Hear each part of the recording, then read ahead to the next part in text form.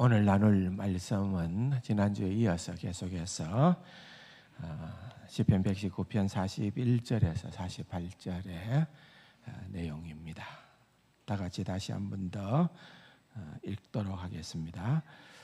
여호와여, 주의 말씀대로 주의 인자하심과 주의 구원을 내게 임하게 하소서. 그리하시면 내가 나를 비방하는 자들에게 대답할 말이 있사오리니 내가 주의 말씀을 의지함이니이다. 진리의 말씀이 내 입에서 조금도 떠나지 말게 하소서. 내가 주의 규례를 바랐음이니이다. 내가 주의 율법을 항상 지키리이다. 영원히 지키리이다. 내가 주의 법도들을 구하여 사오니 자유롭게 걸어갈 것이오며 또 왕들 앞에서 주의 교훈들을 말할 때에 수치를 당하지 아니하게 사오며 내가 사랑하는 주의 계명들을 스스로 즐거워하며 또 내가 사랑하는 주의 계명들을 향하여 내 손을 들고 주의 율례들을 작은 소리로 엎조리리이다. 아멘. 이제 가을이다, 그죠? 시원합니다. 그렇게 더웠는데 이제 좀 시원해졌습니다. 감사하면서 또 신앙생활도 더 열심히 하면 좋겠다, 그렇게 생각을 합니다. 시편 119편의 이 176절이라 되는 이 긴 장을 시작을 했습니다. 벌써 꽤나 되었는데요. 이제 6번째 연 와우라고 하는 접속사로 시작되어지는, 그리고 또 그러면 그래서 이런 영어로 말하면은 end에 해당되어지는 단어로 6번째 연의 모든 히브리어 알파벳이 시작되어지는 이 41절에서 48절을 지난주에 이어서 이제 두 번째로 오늘 생각을 하려고 합니다.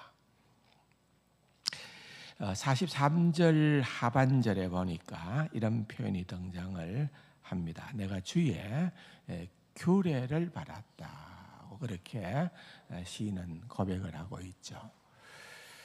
늘 말씀을 드렸습니다마는 말씀, 법도 또는 율례, 규례 또 이런 식으로 각 연마다 8개 정도의 그런 단어를 이렇게 다르게 사용을 하면서 하나님의 말씀이 얼마나 중요한가에 대해서 강조를 하고 있는데요.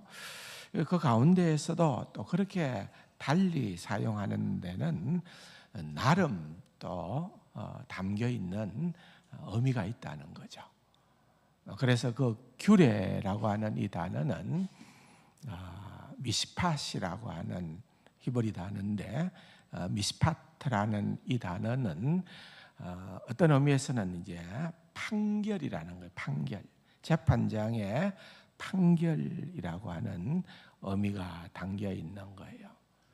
그러니까 주의 판결이라고 생각을 하면은 하나님, 진짜 심판장 되시는 하나님의 판결, 하나님의 심판이라고 하는 그러한 의미를 담고 지금 시인이 얘기를 하는 거죠.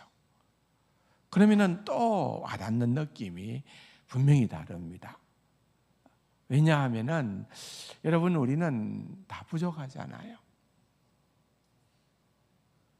내가 다 덜추어지면은, 드러나면은 부끄러워서 몸둘 바를 모르겠다고 하는 것은 저를 위시한 우리 모두의 그런 어떤 모습 아닙니까? 그런데 지금 시인은 하물며 우리는 사람 앞에서도 그런 부끄러움을 가질 수밖에 없는 존재인데, 시인은 어떤 고백을 합니까? 내가 하나님의 심판을 바란다. 하나님 앞에 서는 것을 오히려 내가 소망하고 있다. 그렇게 이야기를 하는 거죠. 그러면은 이 시인은 별나라 사람인가? 우리와 똑같은 사람인데도 어떻게 이렇게 말할 수 있을까? 이렇게 강구할 수 있을까? 그렇다면 우리는 어떨까? 여러분, 우리도 가능하다는 거죠.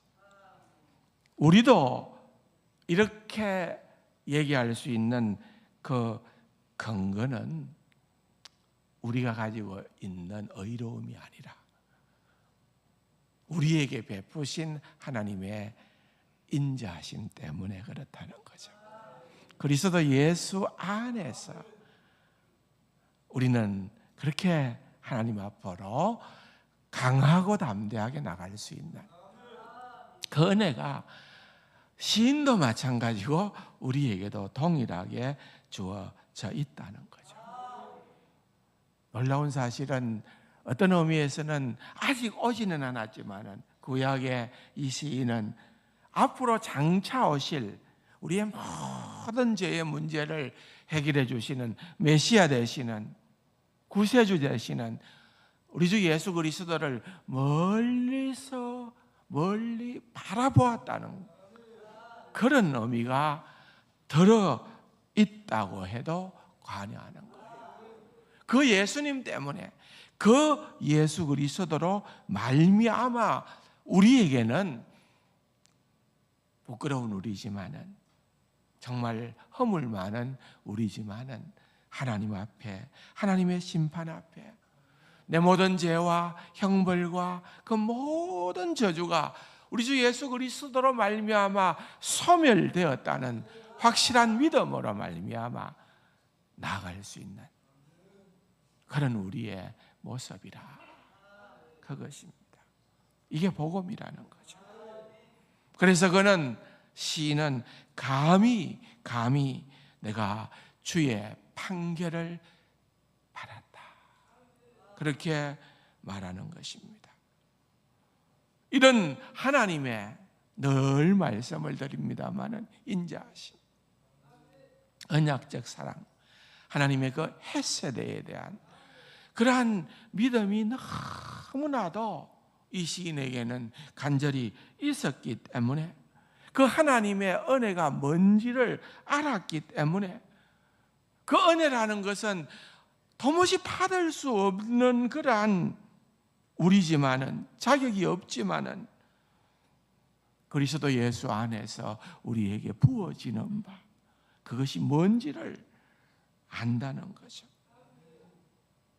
따라서 우리의 기도도 이런 하나님, 이런 최후의 심판장 되신 하나님을 향하여 우리가 나아가지만은 거룩하신 하나님 앞으로 우리가 나아가지만은 우리는 언제나 우리 주 예수 그리스도 안에서 하나님을 향하여 나아가는 이유가 바로 거기에 있다 하는 것입니다. 그렇게 될 때에 여러분 이 믿음은 시인을 어디로 인도하나요? 그 다음 44절에 보면은 순종으로 인도합니다.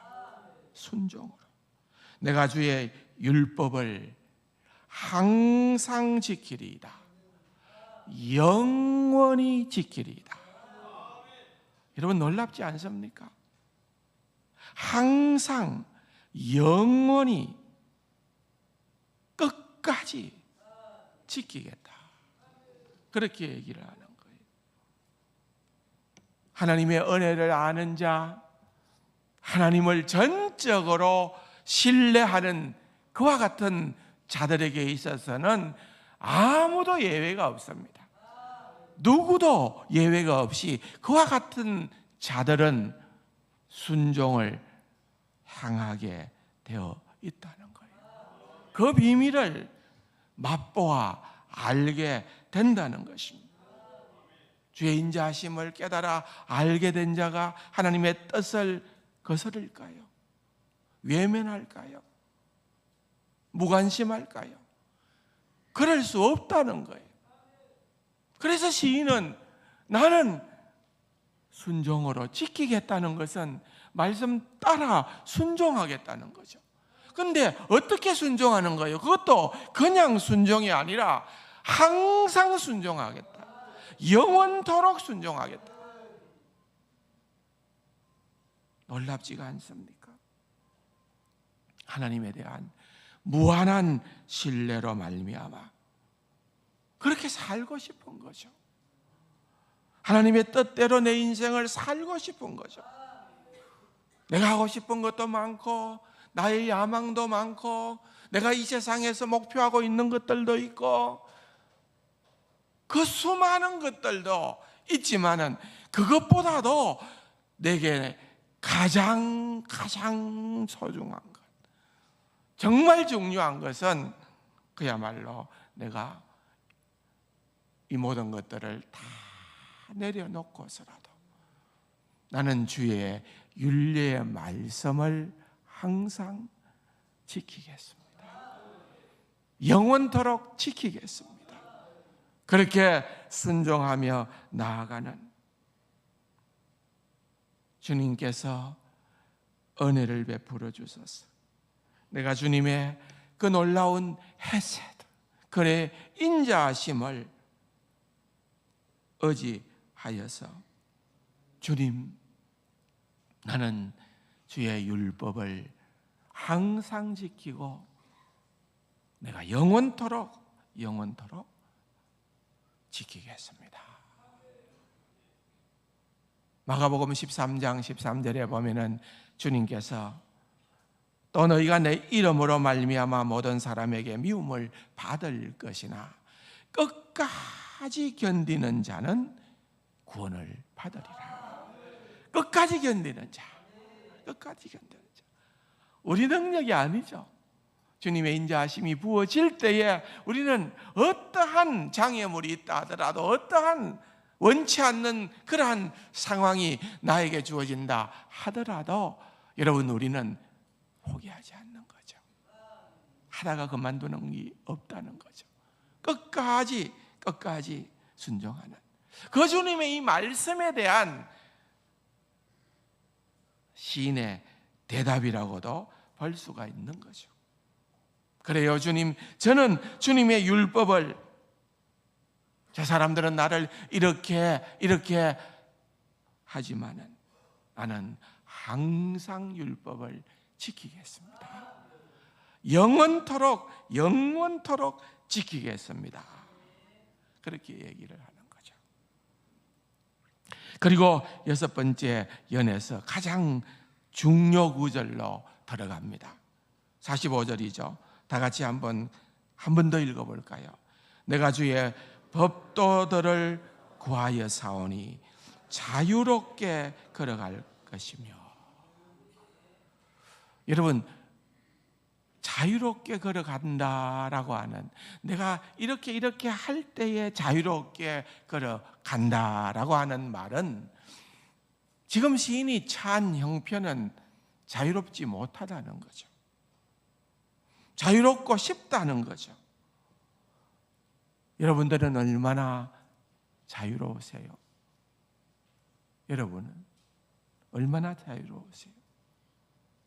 시인은 지금 그 자신을 향하여 수많은 조롱하고 비난하고 비방하고 그를 엄해하고 넘어뜨리려고 하는 그러한 무리들로 쌓여 있습니다. 어떻게 해서든지 흠집을 내야 되고 어떻게 해서든지 그의 약점을 잡아 넘어뜨리려고 하는 그러한, 마치 다니엘을 무너뜨리기 위해서 그렇게 주위에 있는 사람들이 눈에 불을 켰던 것처럼 그렇게 하고 있는 상황입니다. 얼마나 불편하겠어요? 얼마나 움츠러들겠어요? 얼마나 조심스럽겠어요? 그래서 내가 이렇게 신앙생활하고 내가 이렇게 가는 이 길은 어떻게 보면 너무나도 고난의 길이고, 어떻게 보면 이 길은 너무나도 험한 길이고 좁은 길이다, 그렇게 볼 수가 있는데 시인은 오히려 반대로 얘기하는 거예요. 오히려 반대로 얘기하는 거예요. 내가 주의 법도들을 구하여 사오니. 그 말은 무슨 말입니까? 내가 하나님의 말씀을 붙들었다는 거예요. 하나님의 말씀이 나를 사로잡게 될 때에 내가 하나님의 말씀을 깨달으면 깨달을수록, 여러분, 하나님의 말씀이 불편하게 되면, 하나님의 말씀을 우리가 알면 알수록 우리가 오히려 상당히 불편해지는 거죠. 왜 하나님의 말씀에는 이렇게 하라는 게 많아? 왜 하나님의 말씀에는 이렇게 하지 말라는 게 많아? 그런데 시인은 오히려 반대예요. 놀라웠게도 내가 주의 법도를, 하나님의 말씀을 구하였더니, 구하여 사오니, 하나님의 말씀에 내가 붙들리게 되어 사오니, 그 말씀이 나로 하여금 자유롭게 걸어갈 수 있도록 한다. 자유롭게 걸어갈 수 있다. 지난주에 말씀을 드렸나요? 자유롭게 걸어간다는 말은 어떤 의미라고요? 넓은 길로, 넓은 길로, 원어적인 의미는 넓은 길로 간다, 그런 뜻이 있다고 그랬죠. 넓은 길로 간다는 말은 실제 길이 콱 넓다는 그런 의미라기보다는 하나님이 함께 하니까 실제 세상 사람들이 볼 때에는 좁아 보이고 협잡해 보이고 험한 길인데 아니더라는 거예요. 우리 너무 편안하다는 거예요. 무엇 때문에? 말씀 때문에 그렇다는 거예요. 말씀 때문에. 지난주에 보니까 미국 트럼프 대통령이 영국 국빈 방문을 했더라고요. 그러니까 막 영국이 미국한테 좀 잘 보여야 되잖아요. 그래가지고는 있는 없는 막 그냥 그야말로 모든 그런 어떤 환대를 다 하는 그런 것들을 볼 수 있더라고요. 거침이 없더라고요. 대통령이 가는 길, 왕이 가는 길, 그대로에는 거침이 없습니다. 다 지워버리는 거죠. 근데 실제 우리가 여러분 말씀에 붙들려서 살아갈 때에 그런 삶이 된다는 거예요. 두려워하지 않아도 되는, 예를 들면 우리 예수님께서 고난의 십자가의 길을 걸어가셨지만은 여러분 그를 심문하는 빌라도 앞에서 얼마나 당당했나요? 사실은 성경을 읽어보면은 누가 심판자고 누가 피의자인지 모를 정도로 예수님이 얼마나 당당하게 나타납니까? 예수님만 그랬습니까? 사도 바울도 그가 복음 때문에 복음을 증거하는 그 같은 일들을 하다가 뜻하지 않는 법정에 서게도 됩니다. 벨릭스 총독 앞에, 베스도 총독 앞에, 아그리빠 왕 앞에. 그런데 세상 권세자들이 두렵지 않는 거예요. 오히려 사도 바울은 그들 앞에 담대하게 의와 절제와 장차 임하게 될 하나님의 심판에 대해서 그들에게 정말 강력한 메시지를 전가하는 그런 담대함이 있는 거예요. 스데반도 사람들이 그를 돌로 쳐 죽이려고 할 때에 그것을 과연 두려워했을까요? 오히려 그들을 범해하고 용서해달라고 하나님의 긍휼을 선포하는, 기도하는 그런 담대함이 스데반에게 있었다는 것을 보게 되는 거예요. 결국은 이거예요. 그것이 정말 환경적으로는 그렇지 않다 하더라도 내면적으로 우리의 영혼은 이렇게 자유하게 된다는 거예요. 가장 중요한 표현이에요. 주의 말씀에 붙들리게 되면은 여러분 우리가 진짜 자유를 알게 된다는 거예요.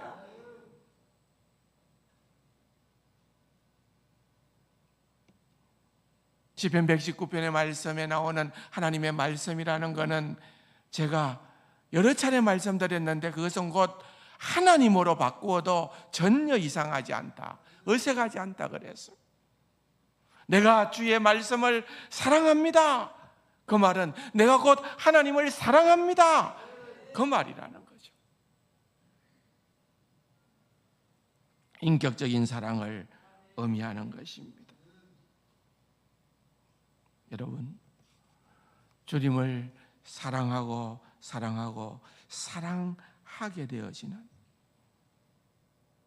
그러한 자리로 우리를 인도하는 것은 주의 말씀입니다. 그래서 시편의 기자는 주의 말씀은 내 길에 빛이요 내 발에 등이나이다, 그렇게 고백하는 것입니다. 그렇게 주님을 따라가는 것입니다. 주님과 동행하는 것입니다. 주님이 이끌어 주시는 대로 우리는 따라가는 것입니다. 그렇게 따라갈 때에 우리에게 자유로움이 있고, 또한 그렇게 자유로움이 주어질 때에 우리는 세상에 그 어떠한 것도 두려워하지 않는 그러한 자리에 이르게 되는 거죠. 그래서 46절이 있는 거예요. 또 왕들 앞에서 주의 교훈들을 말할 때에 수치를 당하지 아니하겠으며, 좀 전에 얘기했던 그 모든 내용들입니다. 그것이 함축되어져 있는 그러한 말씀인 것입니다. 종교개혁사 역사를 보면은 너무나도 신나는 장면이 하나 있습니다. 정말 신나는 장면입니다.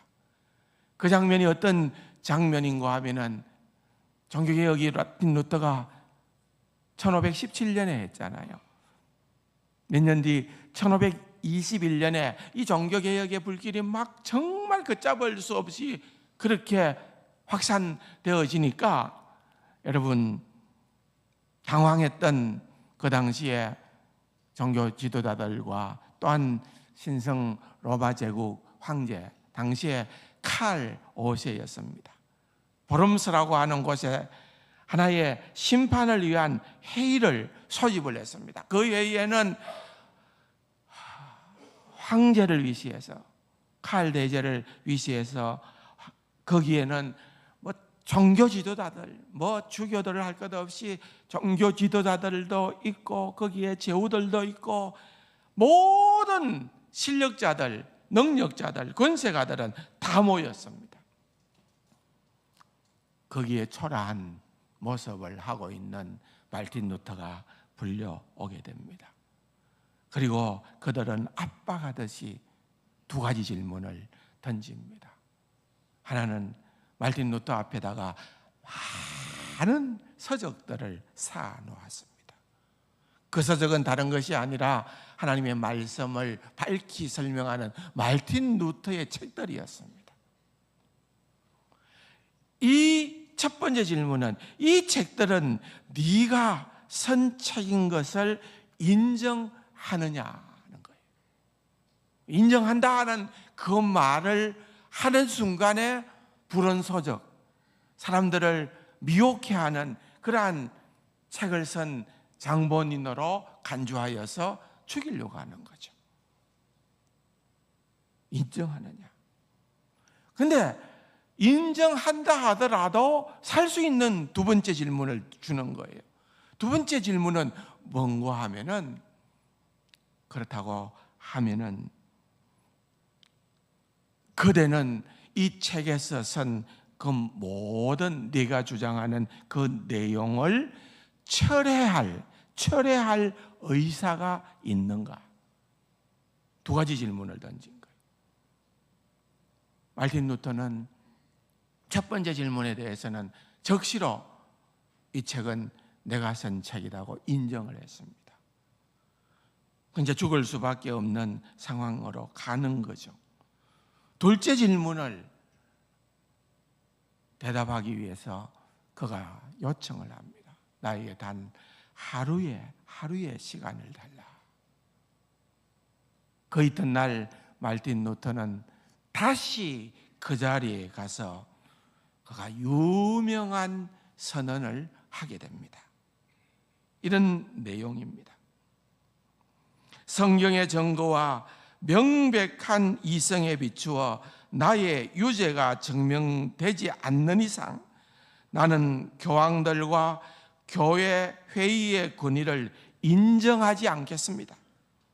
사실 이 둘은 오류를 범하여 왔고 또 서로 엇갈린 주장을 펴왔습니다.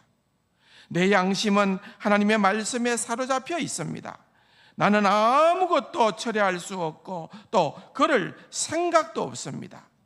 왜냐하면 양심에 반해서 행동하는 것은 안전하지도 않을 뿐 아니라 현명한 일도 아니기 때문입니다. 그러면서 종교개혁의 신앙적 용기를 상징하는 유명한 말을 남겼습니다. 그게 뭔가 하면은 하나님이여 제가 여기 서 있습니다. 나는 달리 할 수 없습니다. 나를 도우소서. 아멘. 그렇게 얘기해요. 여러분, 말틴 루터는 1도 주눅들지 않았습니다. 그의 목숨을 지금 위협하고 있는 그러한 권세자들 앞에서 그는 자기가 주장했던 그 주장을 결단코 굽히지 않았습니다. 종교개혁 역사에 있어서 가장 제일 빛나는 대목입니다. 이런 용기가 어디서 나왔을까요? 바로 오늘 본문의 이 말씀 아니겠습니까? 46절의 왕들 앞에서 주의 교훈들을 말할 때에 수치를 당하지 아니하게 사오며 당당하게 얘기할 수 있는 것입니다. 내 양심이 하나님의 말씀에 붙들려 있느냐? 붙들리기만 하면은 어떤 상황 가운데에서도 담대할 수 있다. 그것입니다. 마지막으로 47절과 48절에 보면은 제가 앞에서도 말씀을 드렸지만은 시인은 2차례 반복을 하면서 내가 사랑하는 주의 계명들이라고 고백을 합니다. 이 말은 이런 말이에요.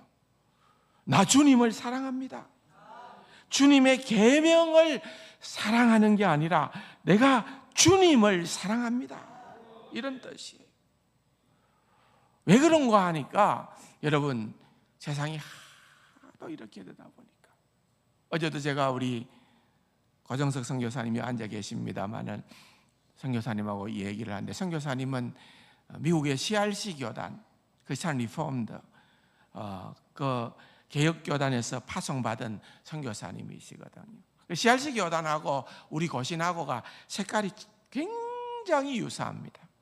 정말 너무나도 같은 신학을 가지고 있다고 보면은 큰 차이가 없습니다. 그런데 CRC 교단에서 지난번 총회 때에 동성애는 죄악이다 하고 총회적 결정을 내렸다는 거예요.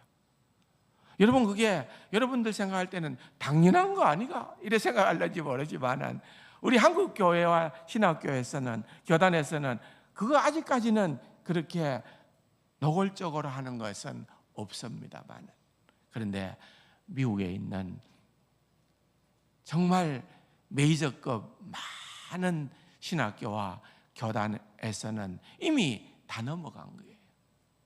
작용화가 되어가는 거죠. 정말 복음적인 그러한 주장을 내세우는 것이 쉽지 않은 그러한 안타까운 일들이 펼쳐지는 거죠.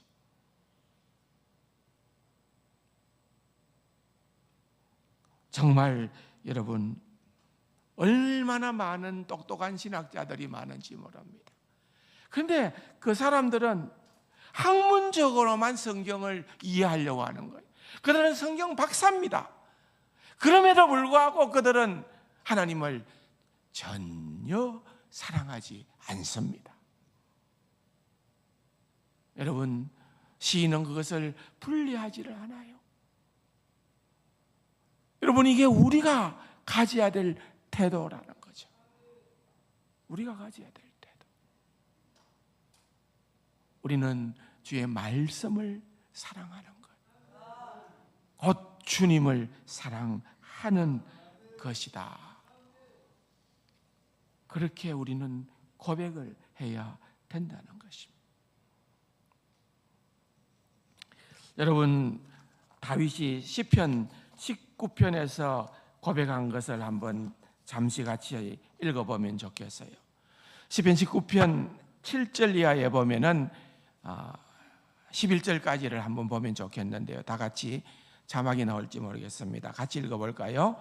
여호와의 율법은 완전하여 영혼을 소성시키며 여호와의 정거는 확실하여 우둔한 자를 지혜롭게 하며 여호와의 교훈은 정직하여 마음을 기쁘게 하고 여호와의 계명은 순결하여 눈을 밝게 하시도다. 여호와를 경외하는 도는 정결하여 영혼까지 이르고 여호와의 법도 진실하여 다 의로우니 금 곧 많은 순금보다 더 사모할 것이며 꿀과 송이꿀보다 더 달도다. 또 주의 종이 이것으로 경고를 받고 이것을 지킴으로 상이 크니이다. 여러분, 이미 이 맛을 안 거예요. 시편 119편의 저자가 미상이지만은 거의 다 다윗이라고 그렇게 인정을 하는데, 여러분, 다윗이 이미 19편에서 하나님의 말씀이 어떻다라고 하는 것을 이미 그가 맛보고 고백하는 거죠. 그 말씀이 얼마나 자유롭게 하느냐. 왜? 그 말씀은 내 마음을 기쁘게 하고 내 영혼을 소성시키고 나를 원수보다 더 지혜롭게 하고 꿀보다도 더 달고 금보다도 더 귀한 그러한 말씀이니까, 그러한 말씀은 알면 알수록, 깨달으면 깨달을수록 그 말씀이 나를 자유롭게 한다. 당연한 일 아니겠습니까? 시편의 저자는 이미 그 맛을 봤다는 거예요. 봤다는 거예요. 요한복음 8장 31절 이하에 보면은 예수님께서 진리를 알지니 진리가 너희를 자유케 하리라. 여러분, 그렇지 않겠습니까? 같은 맥락인 거예요. 같은 맥락. 그리고 36절에 보면은 곧 그 아들이 진리임을 말씀해 주고 있어요. 진리는 곧 나다. 32절에 대한 해석을 36절에서 예수님께서 해주고 있는 것을 우리는 보게 되는 것입니다. 사랑하는 성도 여러분, 결국은 우리 주 예수 그리스도를 알아가는 것이 진리를 알아가는 것이고, 그 주님을 알아가면 알아갈수록 우리는 더 자유롭게 될 수 있다, 그 말인 것입니다. 또한 주의 영이 우리에게 임하게 될 때, 성령께서 우리에게 임하게 될 때, 고린도후서 3장 17절에 보면은 주는 영이시니 주의 영이 계시는 곳에 자유함이 있나니라. 여러분, 결국은 성령께서 우리를 주관해 주실 때에 우리는 자유함이 있는 그러한 자들이 될 수가 있다는 이 비밀을, 이 놀라운 자유함을, 우리는 진정한 자유함을 누리고 살아갈 수 있게 된다는 것입니다. 잠언 28장 1절에는 악인은 쫓아오는 자가 없어도 도망하나 의인은 사자같이 담대하리라. 주님이 그렇게 하셨잖아요. 어떠한 상황 가운데에서도 사자같이. 성령을 받은 오순절 이후에 베드로는 전에는 예수님을 그렇게 부인하고 배반했지만은 그렇게 담대하게, 사자같이 담대하게 말씀의 정인, 복음의 정인 되었음을 우리는 잘 알고 있는 것입니다. 그러므로 여러분, 이 말씀은 오늘 우리에게도 해당되어지는 말씀인 줄로 믿습니다.